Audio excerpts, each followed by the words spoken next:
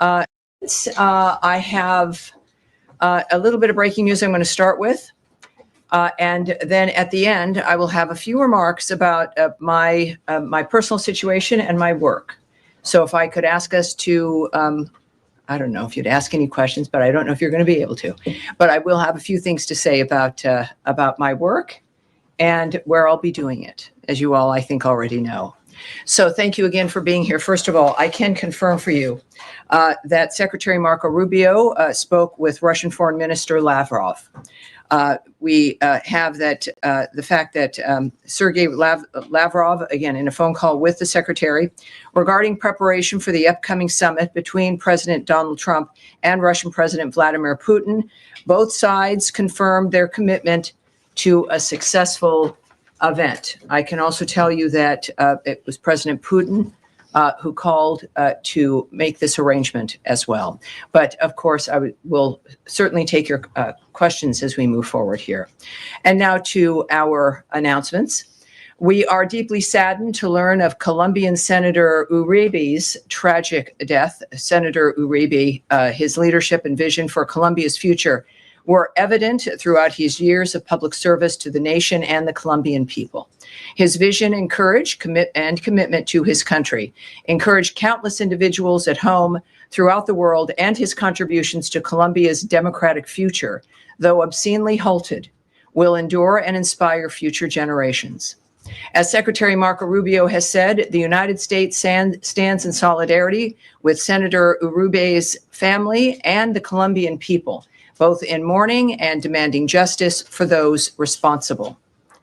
And Deputy Secretary of State Christopher Landau will travel to Bogota today to attend the memorial services for the senator on Wednesday, August 13th. Also, further, the declaration of peace between Armenia and Azerbaijan has reaffirmed that President Trump is indeed the president of peace. Last week, he hosted the leaders of Armenia and Azerbaijan at the White House, where they signed a historic joint declaration for peace after decades of bitter conflict and too many lives lost, a landmark achievement for international diplomacy and an end to violence that only President Trump could deliver. The two leaders also signed bilateral economic agreements with the United States, unlocking the great potential of the South Caucasus region in trade, transit, energy, infrastructure, and technology, and creating new opportunities for the American people and American businesses. This achievement follows negotiated peace arrangements between Cambodia and Thailand, Israel and Iran, Rwanda and the Democratic Republic of the Congo, India and Pakistan, Egypt and Ethiopia, and Serbia and Kosovo, in addition to the remarkable achievement of the Abraham Accords. President Trump continues to prove that nations across the globe can move beyond long-standing conflicts of the past toward a shared future of peace, prosperity, and success. Now, today, the 2024 Human Rights Report has been released publicly on the State Department website. That is at state.gov, where everyone watching from home and around the world can access the report. The Human Rights Report has been restructured in a way that removes redundancy, increases report readability, and is responsive to the legislative mandates that underpin the report, rather than an expansive list of politically biased demands and assertions. The calendar year 2024 individual reports are more readable, objective, true to their statutory origins, and more useful than ever before. The report continues to call out the world's repressive actors while also addressing abuses that had not previously been covered. The United States has long promoted respect for international universal rights, including in our own founding documents, which asserts that human beings are, quote, endowed by their creator with certain unalienable rights, including life, liberty, and the pursuit of happiness. Today, we reaffirm the words of those documents, which have served as a beacon of hope and freedom for people around the world. And again, at the end now of this briefing, I'll have a few words and about some news relating to my own work. But of course, now I am happy to answer your questions. All right. Yes, sir. And when I call you in the front row, if you could announce your name and your outlet, that would be terrific. Yeah, absolutely. Diyar Kurda with Huda Media Network. It's a Kurdish media outlet. First of all, Tammy, congratulations on your nomination by the president for the UN role. I'd start with Iraq and Syria. After you raised the concern of the PMF bill at the Iraqi parliament, which you think that it might increase the Iranian influence on Iraq. We saw yesterday the top Iranian security guy, Ali Rajani, he went to Baghdad and he signed a security agreement with Iraq. Do you have any concern with that agreement, and have you pushed Baghdad to not pass the PMF bill? If they pass, then there will be consequences for Iraq. Well, we, as I think we've stated before, we oppose any legislation that is inconsistent with the goals of our bilateral security assistance and partnership and runs counter to strengthening Iraq's existing security institutions. We support genuine Iraqi sovereignty, not legislation that would turn Iraq into an Iranian satellite state. And so I think we've been clear in this particular instance, certainly, and others, that the future of nations should be in the hands of the people of those nations. And certainly our commitment here, as we've made clear, this particular dynamic runs counter to what our commitment has been regarding security in general. Then I'll ask one question on Syria, then I'll let my colleagues ask their questions. The Syrian interim government has refused to join the meeting with SDF in Paris under auspice of US and France. Does the United States believe that the Syrian government, the Syrian interim government, is adequately respecting the rights of minorities like Kurds and Druze who are seeking a decentralized Syria?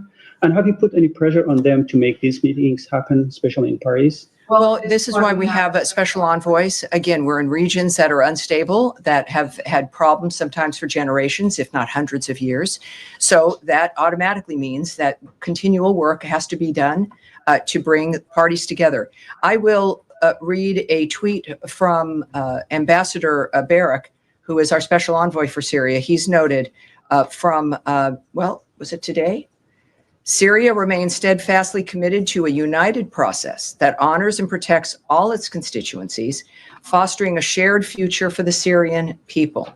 And I think that that is his work. We know we've seen, of course, skirmishes reemerge, differences emerge, and that's what negotiators and diplomats are meant to do, which is kind of thread that needle and bring parties together. And that is exactly what Ambassador Barak is doing, and we look forward to his results. All right. Yes, ma'am. And when you do part with Newsmax, congratulations on your to the United Nations. Thank you. Two questions for you. The influential Pakistani chief of defense has met with President Trump once and seems to have developed a strong relationship. Do you think that this will lead to more U.S. assistance to Pakistan via an increase in arms sales? And is this being done at the expense of the president's relationship with Modi? Obviously, we had a experience with Pakistan and India when there was a conflict, one that could have developed into something quite horrible. I was here at the State Department at the time, and there was an immediate concern and immediate movement with the vice president, the president, and the secretary of state in addressing the nature of what was happening. Many of you who were in the room in the days afterward, we described the nature of the phone calls, the work that we did to stop the attacks and to then bring the parties together so we could have something that was enduring. And it's a very proud moment and a very good example of what Secretary Rubio is committed to, Vice President Vance in that, of course, case as well. But are the top leaders in this nation involved in stopping that potential catastrophe? I would say that our relationship with both nations is as it has been, which is good, and that is the benefit of having a president who knows everyone, talks to everyone, and that is how we can bring differences together in this case. So it's clear that the diplomats here are committed to both nations. I can tell you also that there has been a U.S.-Pakistan counterterrorism dialogue that was established. At this dialogue in Islamabad, the United States and Pakistan reaffirmed their shared commitment to combating terrorism in all its forms and manifestations during this latest round of the talks in Islamabad. The United States and Pakistan discussed ways to enhance cooperation to counter terrorist threats. And I think that for the region and for the world, the United States working with both those nations is good news and will promote a future that's beneficial. Follow up on the subject of relationships. When it comes to the summit with Putin, do you anticipate that Ukraine's Zelensky will be invited? Well, I can tell you a few things the president has said. As I'd mentioned when I opened, that it was Putin who suggested this meeting. It is something that also my colleague, Caroline Levitt, discussed a great deal just a little bit ago on her briefing. And I think that that's important to know, that the president is viewing this, as she described, as something that was fact-finding in a way to see exactly what was possible. I do also want to bring to you some of his comments, which you may not have heard, regarding his commitment to our European partners and to Ukraine and President Zelensky. We know at this point, he said that this is really a feel-out meeting. He said, I'm going to meet with President Putin and we're going to see what he has in mind.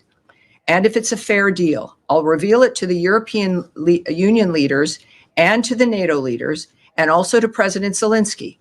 I think out of respect, I'll call him first, being President Zelensky, and then I'll call them afterwards. And if I may say, lots of luck, keep fighting, or I may say, we can make a deal. I've seen a poll out of Ukraine, the president said, 88% of the people would like to see a deal made. Lastly, he noted, as he does, the death is incredible. It's the worst thing that's happened by far. The worst that's happened since World War II. So I'm going in to speak to Putin, and I'm going to be telling him, you've got to end this war. You've got to end it. So we know what his agenda is, which is what it's always been. We know what has bothered him, which is the killing of civilians. We know that he has been not happy with President Putin, with his actions and what's happened in Ukraine. We know that he is going to inform President Zelensky and European leaders about what happens at this meeting, and then we will all find out what happened. And this is what I know the president has been caring about. Yes, Nadia. Thank you, Tammy. Congratulations on the new job, and I guess soon we're gonna call you Madam Ambassador. Well, we'll wait. Just call me Tammy for now. That's a good one. I've been called worse things. Yes, ma'am. So I have two questions. First, there is 26 foreign ministers who signed a joint statement calling on Israel to allow unrestricted access to Gaza. The GHF work is not enough by the standard of every organization that works there, and there is no evidence that Hamas actually stealing the food. So considering that, like international figures, whether it's McDonald's calling on the Pope to visit Gaza before it's too late, why not allowing other ways, including the UN, to help people who are on the precipice of dying, basically, of starvation? Well, I will remind you, and I know you know because of your work, everyone here knows, that situation is rapidly evolving. We've been working from the beginning for a ceasefire, specifically for the reasons you've noted and that we all care about, which is the aid for the people of Gaza. Hamas has been at war with the people of Gaza. We've seen that through their refusal to stop this war. We know that they are the first victims. And our intention is, of course, is to stop that carnage. That's the bottom line. I can tell you that the aid dynamic, there has been more aid that has flowed in. We know that there is an understanding that this dynamic is changing, but even within the midst of this war zone, more food has arrived. I believe the GHF numbers at this point, I was briefed on this morning, is close to 120 million meals. And of course, also, as we've discussed, nothing will ever be enough in a war zone. The war zone has to stop. It has to end. So that is our recognition here. Our posture has not changed. Our actions have not changed. And yet the situation is fluid, more so than in recent days. And so I would ask you to recognize that, and we're working within that framework. And The UN and also many of your allies have been asking for an independent commission to investigate the killing of Palestinian journalists in Gaza, who reached now at 247, including 5 of our colleagues who were killed the day before. So why not supporting an independent commission, considering that Israel has failed every time to investigate the killing of journalists or doctors or teachers in Gaza? Well, I would take issue with your premise here. To say that Israel every time has failed to do that is not true. We know that, again, this is a nation fighting a war with a terrorist group that have always used human shields, have used hospitals, have used schools. It's been just the worst example of the barbarity of human beings, if you can call them that. It's been shocking. For Donald Trump to make the commitment to end this would be a tremendous gift to the entire world, as you know, and that is our commitment. We also we call on our ally and partner Israel to investigate these situations. I do it from this podium, and the United States does it. We expect investigations, and for a sovereign nation to engage in that, and then we'll follow up on. We see what those results are, but they do investigate. That is one of the things that, unlike other dynamics in war, Israel has done that, and they're transparent about it. So I would say that as we are working on all of this to stop, we encourage Israel always, and they do so as one of our, again, stalwart allies. And I think that their background proves that, in fact, look, they are minding their own business on October 7th. They are constantly dealing with those kinds of attacks. This is a chance for everyone to be able to have a future that is different. That's what we're looking for. Investigation with us? Yeah. Well, clearly, yeah. And I can't say for each situation because each one is different. But I know the goal here at the State Department, and why I felt very comfortable working with the people in this building, is that information is key, right? Is that knowing what's happening matters. That is your job as journalists. I respect that immensely. It keeps me centered. Knowing that we have to explain things or talk about them makes us view the news as it's coming up in a slightly different way, makes us ask questions. That will never end. And so I trust that, well, I will be in some fashion asking the same questions. I know you will be as too. Andrea Mitchell. Thank you so Andrea much. Mitchell, please. Andrea Mitchell. Thank you so much, Tammy, and congratulations on your new adventure. Thank you. That's what it will be, I'm sure. And I have a couple of things to follow up on that. But Yes. first of all, do we have any update on what Ambassador Huckabee said would be 16 new distribution centers for food in Gaza? And as the U.S. tries to deal with 2 wars simultaneously as part of the challenge that the president is facing, Right. with this summit, President Zelensky said today that after the overnight attacks, which were throughout his country, that there is evidence, as far as he's concerned, that President Putin is not committed to peace, but is committed to plans for a new offensive against Ukraine.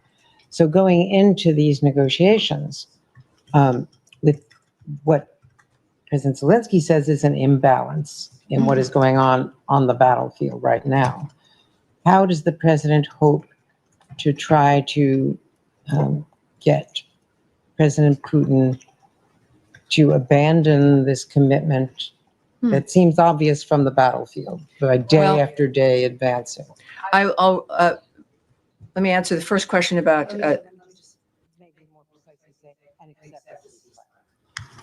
First of all, we have nothing else to announce regarding the ambassador's remarks about the increase in sites for GHF. Of course, that would be welcome news, but when we see that we have more, we'll let you know. I'll remind you also that the president's not calling this a negotiation. He is not the one that asked for it. This is what, as I've equated to you before, his remarks were that this is to see what's happening, to see what's possible. So the negotiation, I think, is certainly not the right word. How he expects to get to where he gets, I won't have details for you in that regard, but there's a reason why he's the one there and we aren't. He is clearly, the list that I read out to you regarding being the president of peace is an astounding one. Perhaps it's situations around the globe that just didn't interest other people. But for President Trump, Everyone matters. He sees these dynamics, which his presence and the power of the United States is able to change. And he knows that. He has many tools in his tool chest. We know, of course, that he had remarked about secondary sanctions on those who are buying Russian oil. That's one thing of many that can happen. We know, of course, of NATO's commitment regarding defensive weapons and helping and assisting Ukraine. There's many things that are moving that should have an impact that President Trump, I don't know what his approach will be.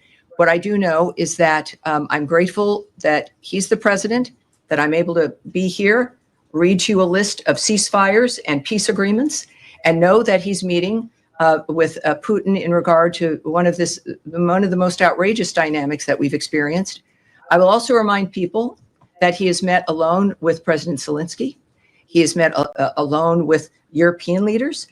This is a man who is doing everything possible and fairly to get an end to this carnage. Just a quick follow-up. Yes, ma'am. There has been a lot written that by just granting Vladimir Putin, who has been charged with war crimes by people, by other countries around the world, by granting him a summit with the leader of the United States on U.S. soil, it's already a victory for Putin because he is the aggressor here and he has refused to agree to a ceasefire. Andrea, this will be it. The president is not operating on what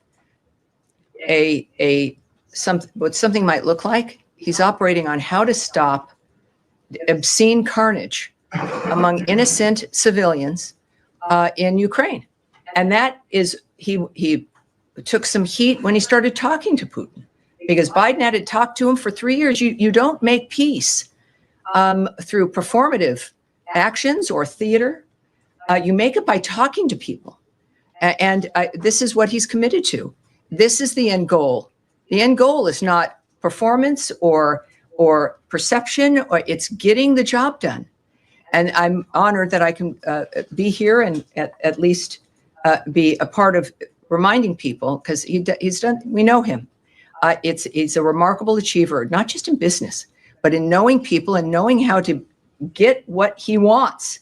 And he wants peace, and he wants an end to carnage around the world. And this country is in this position now because of him and because of the power of the American people, and we're going to use it. And so I'm praying for a good result.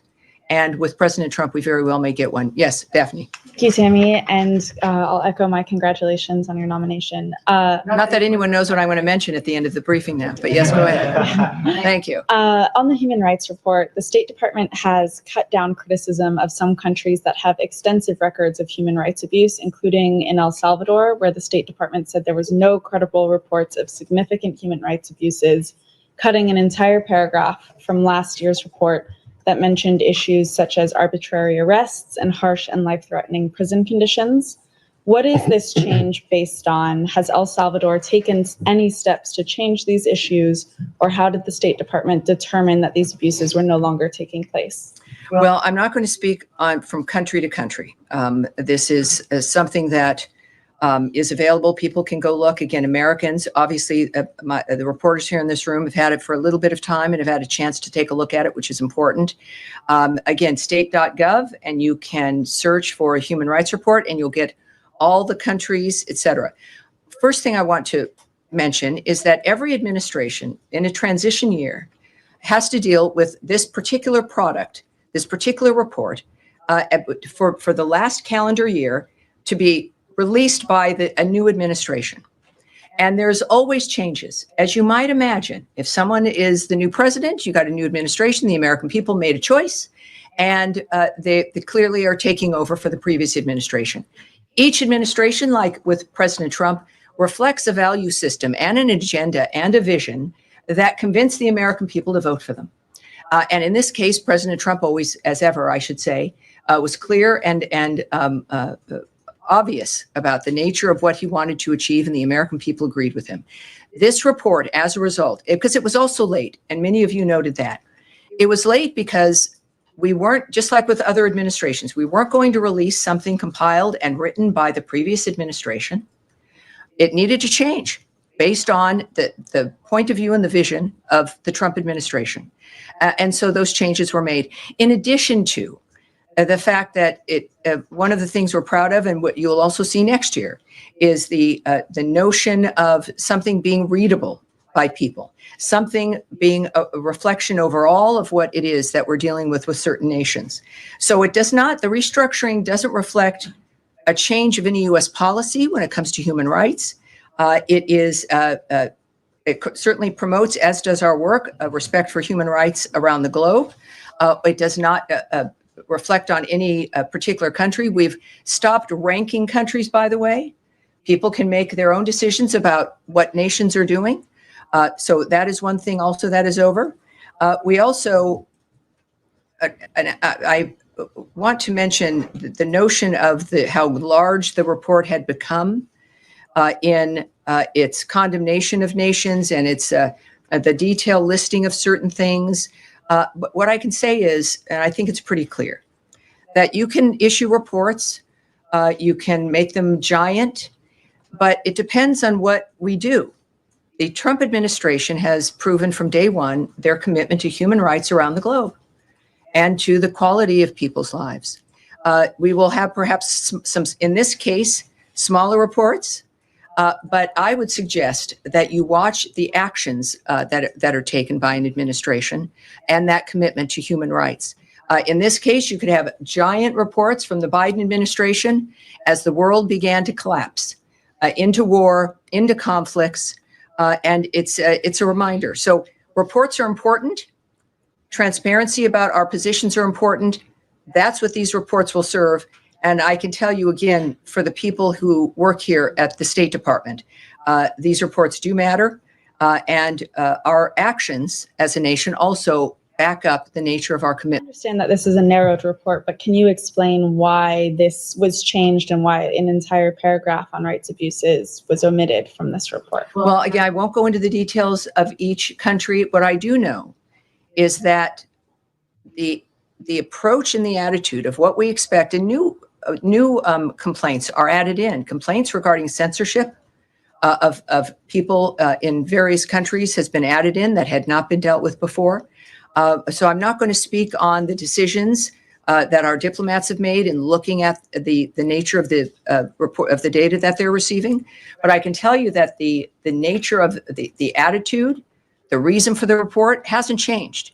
It is to make sure people know what's happening around the world, what our posture is toward that, and our actions show our willingness and our commitment to changing the quality of life in people around the world. Yes, sir. Thank you, Tammy. I just want to follow up on Nadia's question. You said that you urge Israel always to investigate, and they do investigate in some incidents.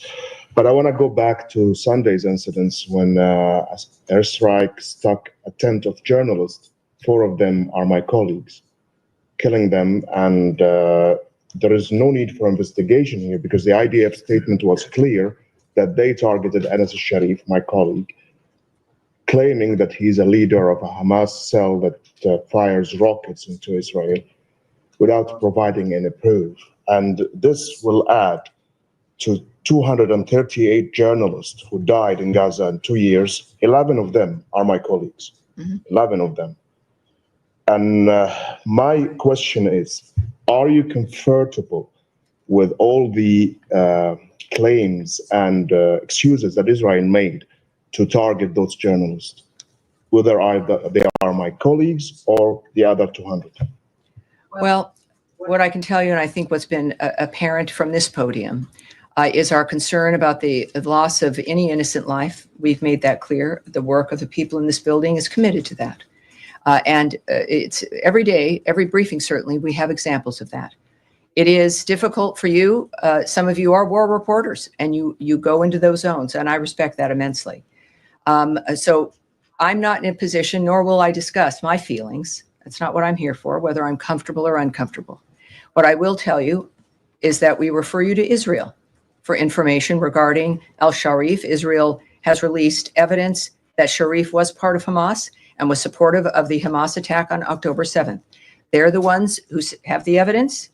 They're the ones who can be reached and will hopefully talk with you and certainly talk with others who reach out to them.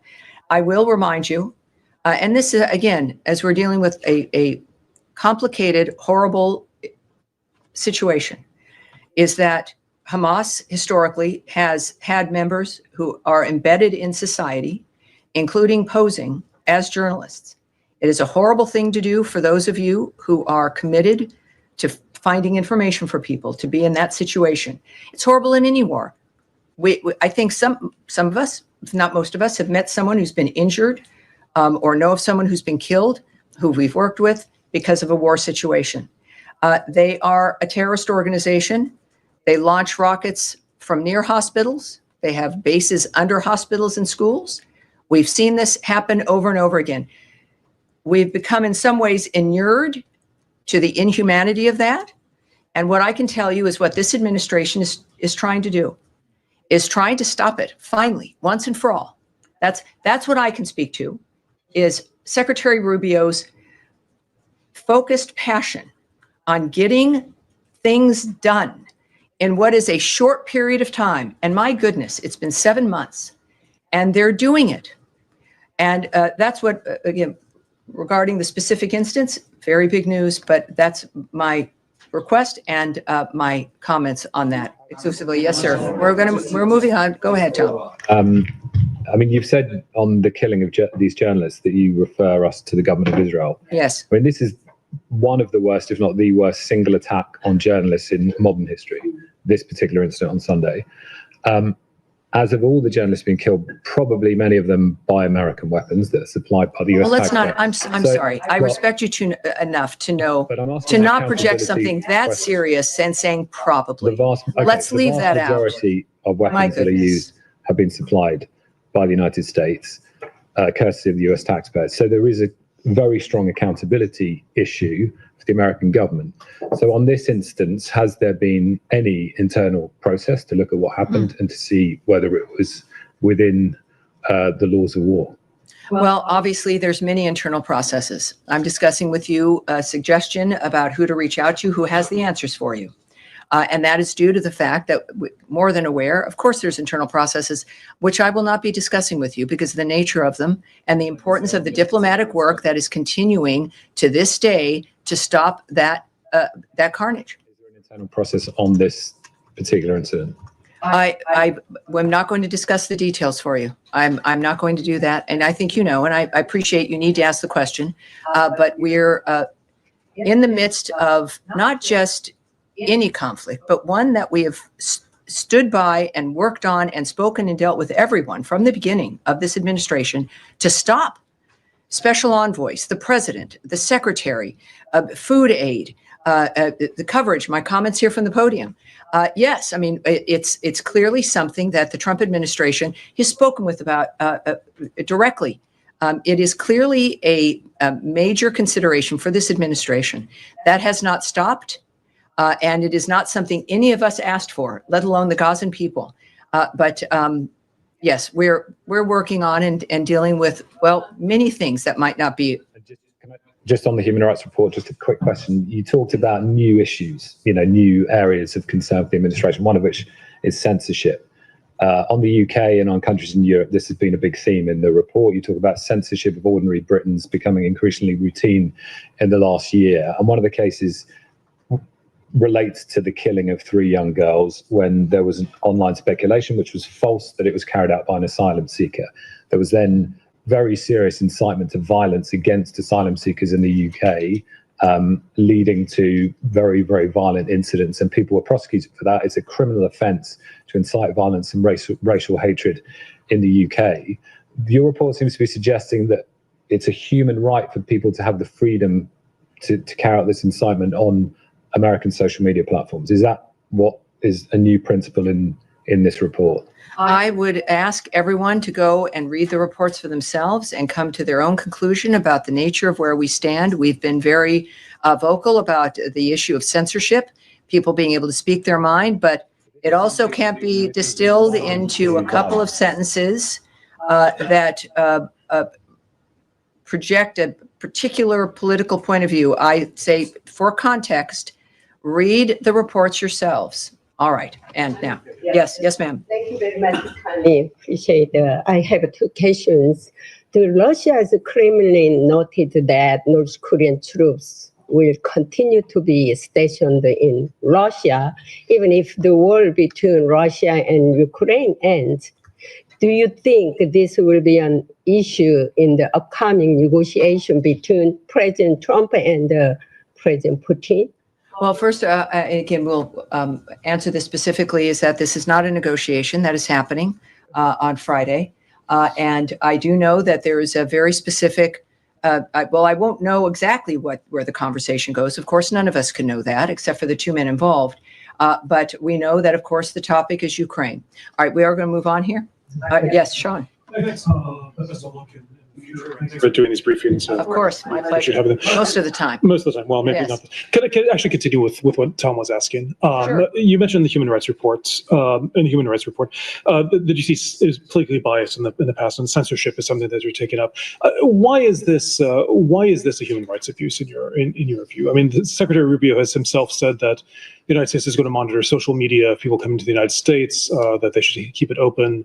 He's revoked visas on account of statements that people have made. Why in this case, in the case of the UK, in the case of Germany, in the case of France, why is this a human rights violation? Well, I can tell you that we consider freedom of expression to be a foundational component of a functioning democracy. Societies are strengthened by free expression of opinion, and government censorship is intolerable in a free society. Freedom of expression does remain under threat in many parts of the world.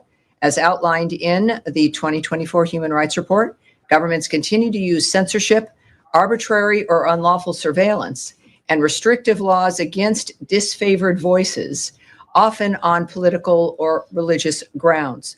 And no matter really how disagreeable someone's speech may be, criminalizing it or silencing it by force only serves as a catalyst for further hatred, suppression, and polarization. That's why. Thanks for your response. Can I just pursue that, though?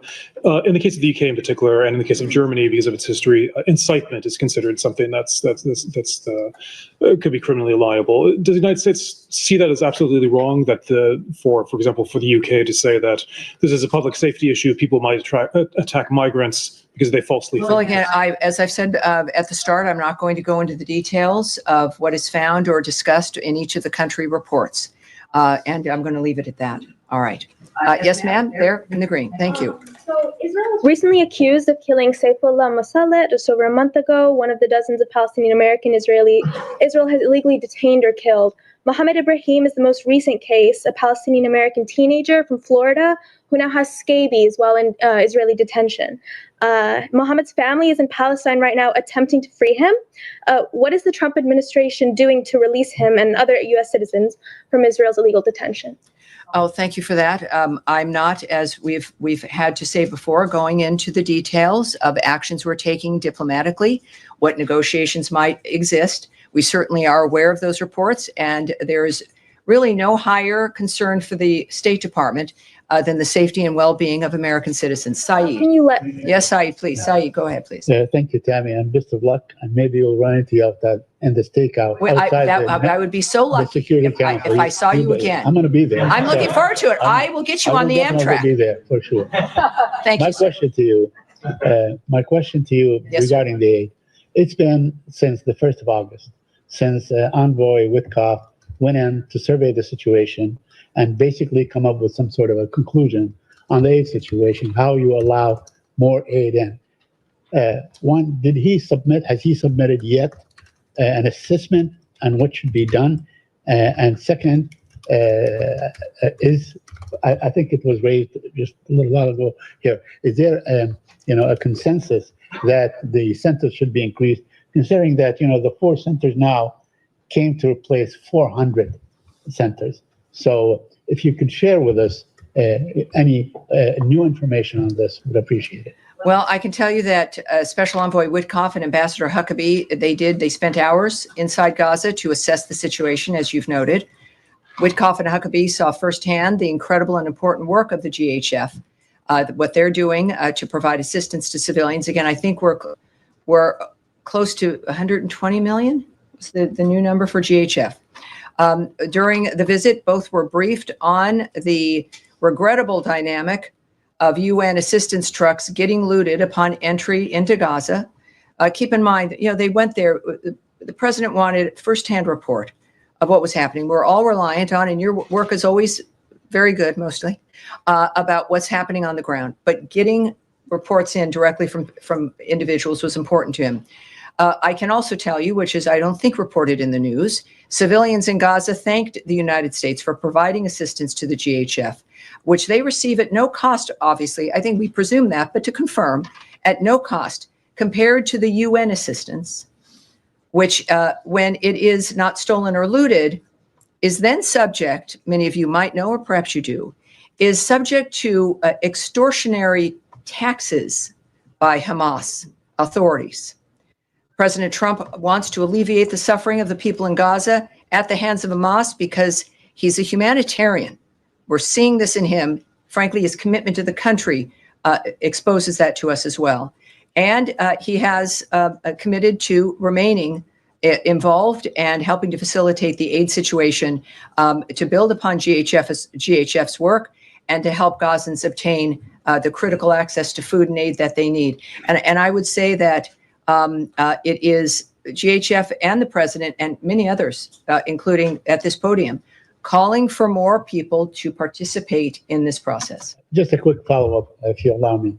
The White House said that they inherited this Gaza war from the Biden administration and so on, and that Hamas just refuses whatever suggestion that's been submitted to it. Is this an indication that the administration is actually pulling its hand out of and being involved in any future negotiation? No, I think it's an indication of a transparent government that shares things with the American people in the world when it comes to their opinion. President Trump has been the best example of that.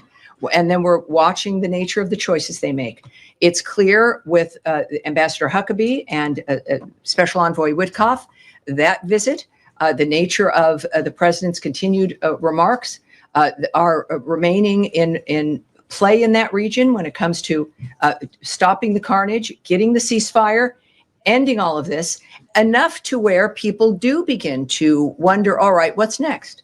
Now, we're not going to wonder about that until the carnage ends, but the fact that for the first time in generations, people are asking, what is next? What can we do? Who will be in charge? How is that going to look?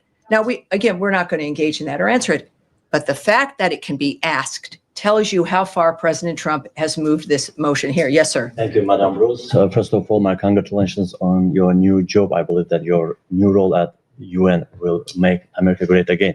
Ahmad It will Shahid, hopefully make the UN great again. thank you. Ahmad Yes, Shahid, it's a great journalist institution. from Azerbaijan. First of all, Thank as you. an Azerbaijani journalist, I want to sincerely thank the United States and its leader to all the efforts they have made to bring peace to the South Caucasus.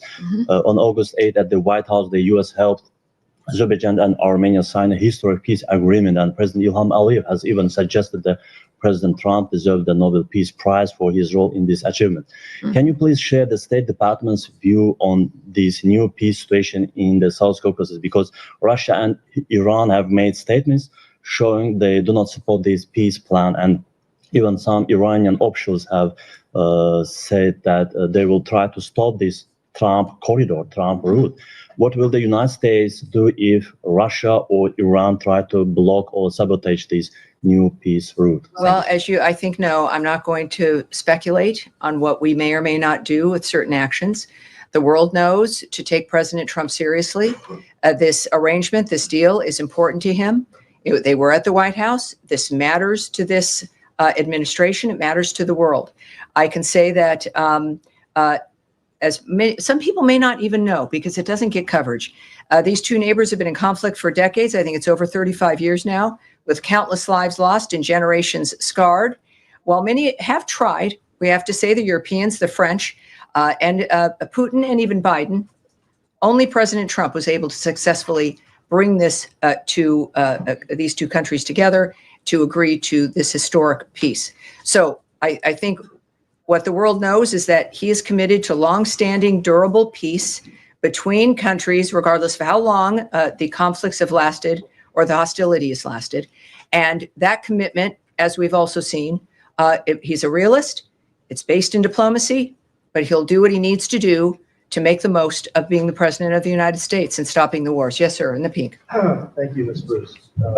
Regarding the human rights report, for example, Israel has been reduced from last year to this year, 103 pages to 9, for Russia, 101 to 41. And you've mentioned this readability, but some media outlets have claimed that this paints an inadequate picture for some of the countries. So how has the Human Rights Report maintained its mission to educate Americans and the rest of the world that they are getting an accurate picture of these nations? Well, accuracy should not be considered a part of volume. You can have something very, very accurate and have it be in with fewer words in fewer pages. It's a matter of the nature of the commentary. This is also about the vision and the point of view, the America First philosophy for the President of the United States. So we went through this a bit with foreign aid, this idea that more foreign aid means more aid. We haven't seen that over the years. The more we give in foreign aid, the more the need increased. If more foreign aid meant it solved a problem, the need for foreign aid would go down. That was never the case. So this is, again, the nature of the suggestion that too much government, giant reports, money that goes out that we can't even really track, there's so much of it, is not a signal of success. It's a signal of some kind of waste, or at least something that can be done better. So it's, I would say, when it comes to judging this, it is a very good first experience, even though, again, it's reduced from the original report that the Biden administration had crafted. That in my work, of course, also sometimes less is more, and I would say that that's the case here as well. Thank you. All right, yes, ma'am. Two on Gaza, if I may. They're both related. Correct me if I'm wrong, but there hasn't yet been any US funds that have gone out to the Gaza Humanitarian Foundation. I can correct that right now. Okay. Over half of the pledged funds have been distributed. So 15 million? I can tell you over half. That's what I can tell you. So it was 30 million was pledged. So you're saying that's correct. Okay.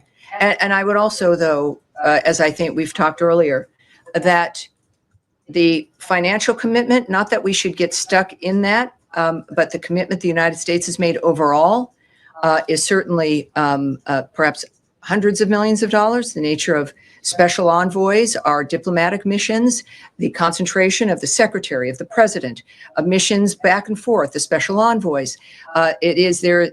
So there's many moving parts of the commitment of this country. But in that particular instance, certainly tens of millions have been pledged. And we know that at least 50%, over half of that initial pledge has been dispersed. It's gone out the door, essentially. That is what I have been briefed on. And yes. that's in the wake of Special Envoy Witkoff's visit to Gaza? I can't tell you the timeline. It was not sudden in that sense. We've mentioned before, for those of you new to the room, is that while there's a pledge, which is important to note, there's still vetting that has to happen, right? Benchmarks have to be met. Dynamics that we look at, because part of the point of the Trump administration is, how is the money being spent? Is it being spent well? What is it accomplishing? Those benchmarks were in play here. So that started at the beginning. And what I can tell you right now at this moment, without telling you about a space of time, that's what we have dispersed. And just one quickly, thank you for that. And one quickly on ready-to-use therapeutic food, which is also known as RUTF. As you know, that's the food that is specialized and used to treat malnourished children. Your deputy, Tommy, had mentioned that the US is giving some $93 million to helping supply that therapeutic food to African countries and Haiti. He mentioned that last week.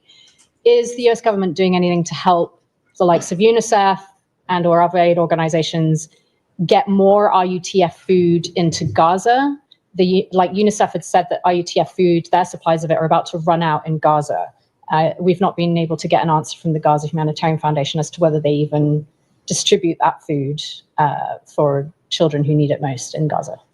Well, I think the evidence of our structure working and having awards be distributed and announced for, in this case, a particular region, that 93 million, tells you that we are working on those aspects. As I mentioned, when we first started the reform regarding our foreign aid, that we weren't getting out of the business of helping. That is at our core as Americans in this country. It's a matter of the efficiency of it and the value of it if it's getting to the people on the ground who need it.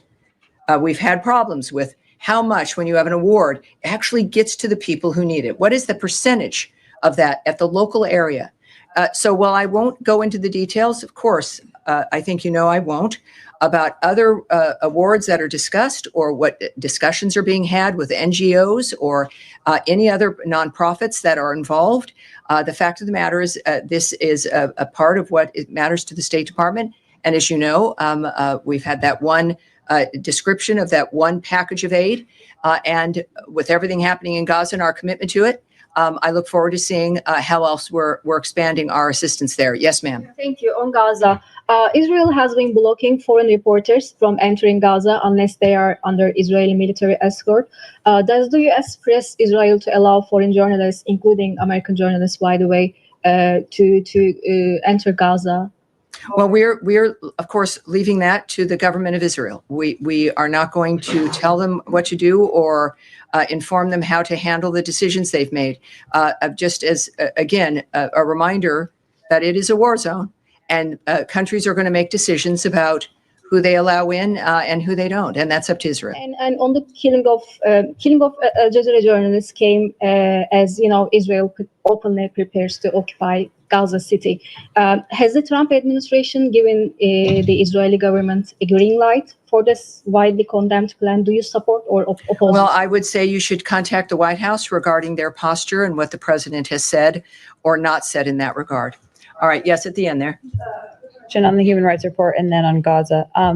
What would you, without getting into the specific reports for specific countries, what do you say to the perception that some of the watered down reports appear to be for countries that have worked closely with the Trump administration? Well, I think that obviously President Trump is someone who's been working with a lot of countries. He's a man who's very active, as is the secretary. I would ask that people view this as an indication of our point of view in general, that there's no country that is singled out for condemnation or singled out for praise.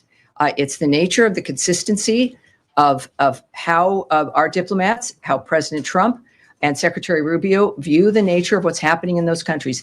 It does look different. It is a different approach.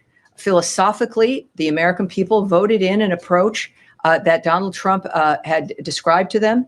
And this happens again with every administration during the transition year when it comes to what matters to them and how they're going to project their own point of view, while also still making sure that Americans see the nature of what's happening around the world, because it's an important issue. And obviously, again, through our actions, I think we've demonstrated more than perhaps the previous administration with their giant reports. We've demonstrated very clearly President Trump's commitment to a world of peace and humanitarian future where everyone can enjoy and look forward to the future. Two more quick questions. The secretary, when he was I'll take one more and then sure. we'll move on. When he was a senator, he said in 2017 that for the first time in a long time, the report would not be presented by the Secretary of State. And he says, I hope they reconsider. Why isn't he now, as Secretary of State, presenting the report to us today? Well, I think what I've discussed here in general is that he cares about this issue. We've seen him in his Senate career and even his career in Florida, and now as Secretary of State, committed to human rights every day. I think that certainly next year's report is going to be a much more distinctive and clear framework of what matters to the Trump administration. But when it comes to the kind of rollout or the nature of how we're presenting it, I'm here at the podium discussing it with you. It is released to the American public. It was released to what's known, for friends watching at home, our bullpen. which are reporters who cover state and work from this building, attached to a variety of different platforms in the country and around the world. So I think that Secretary Rubio's approach, his work speaks for itself when it comes to his personal commitment to these issues. Just one on Gaza quickly. No, we are gonna move on, and let's go to Eric, and then I do have a statement I want to make. This is my last briefing, and I appreciate all of you being so interested in all the issues. Eric. Yes, thank you, Tammy, for the question. Wanted to ask not to remove any suspense from your statement at the end of the briefing, but in terms Will of be. Keep going. the U.S. view on the United Nations, the role of the United Nations, we just last week passed the 180-day mark for the U.S. review of participation in international institutions. Mm-hmm. I assume that the announcement that you have for the end of the briefing will make clear that the U.S. is not at this moment withdrawing from the United Nations. What is the argument or the view for that the U.S. is putting forward at this point in the United Nations and in America First World, the importance of the United Nations and the U.S. participation in it? Well, I'm not going to speak directly to reports that have not been released regarding the review of international organizations from the State Department. But what I can tell you, and I think it is clear, is the president cares about NATO. He cares about the UN. He wants them to be as good as they can be. He wants NATO, as an example, to be the deterrent that it was meant to be. And you can only be a deterrent when you can respond to threats, as opposed to being an entity that gets involved in wars or helps people in wars. And that's, I think, the nature of what the president is focused on, about making America great again, the potential of this country. It's not a slogan. It's an action plan. And that's what he sees, the world, his commitment to the world, what he's doing on Friday, his commitment of his cabinet, of the secretary. It's clear what they care about. The United Nations is a part of that. And I'm honored to be mentioned in that context. But I have to say that the president's approach has been very clear about his caring for the country and how the world operates, and wanting everything to be the best it can be. And that is what his administration, I think, will stand for. If I could ask for that little end that I'm going to, there it is. We're going to close. We've been up here for almost an hour now. I have a few things to say, which involve all of you to some degree. Put down the hands. There we go. We're good. So you have no doubt seen President Trump's Truth Social post announcing his intention to nominate me as his deputy ambassador at the United Nations. His intention was a surprise, as was his request last Christmas asking me to become the spokesperson at the State Department. I was astounded then and remain deeply honored and grateful for the president's trust in me. This is especially moving as it allows me to continue serving the State Department, to which I'm now quite attached. I think that's maybe obvious to some of you, and our great country on the global stage at the United Nations. During my first press briefing, I promised you and the American people that my commitment would be always to speak directly and clearly about President Trump's America First foreign policy agenda and its implementation by Secretary of State Marco Rubio, with the help of the extraordinary men and women who serve the State Department. My team and I worked every day with that promise in mind, and it is a commitment that will continue to inform all of my work.